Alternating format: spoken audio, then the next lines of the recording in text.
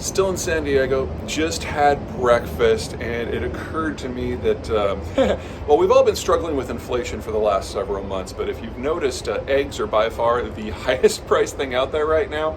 Based on where you are in the country, a dozen is now between $5 and $9. The reason is not because there's been a failure of the supply chain. The reason is not because there's a shortage of imports. The reason, quite simply, is flu.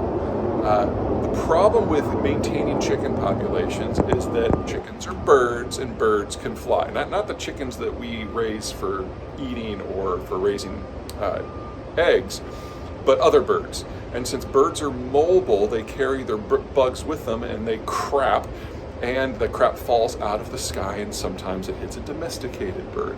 Anyway, we had an outbreak of avian flu about a year ago. And as it roared through the Midwest and took out a lot of chickens, a lot of chicken farmers had to go through and cull the herds to prevent it from infecting anyone. Now, from the point that you decide you want more chickens, you have to do two things. Number one, you have to hold some of the eggs back. So you're talking about a reduction in output between a quarter and a half based on how fast you're trying to repopulate.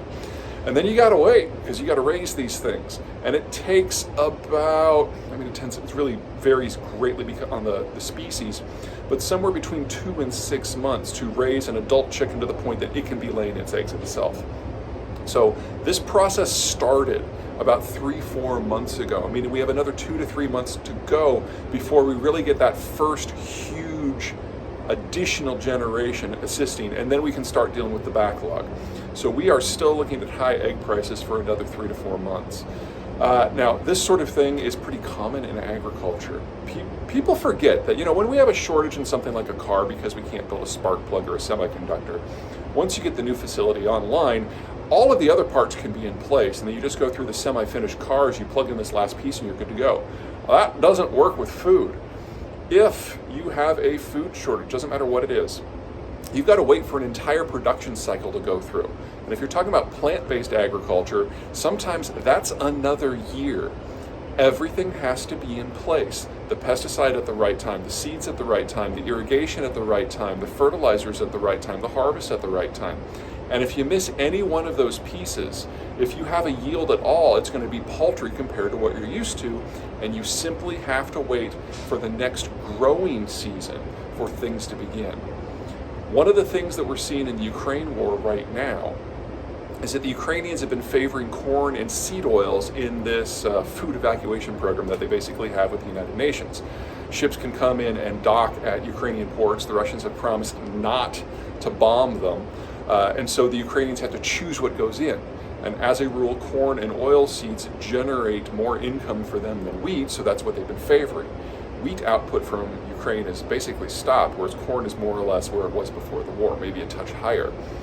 Replacing that requires some other producer someplace else crop switching to wheat in order to plug the gap or bringing new land online.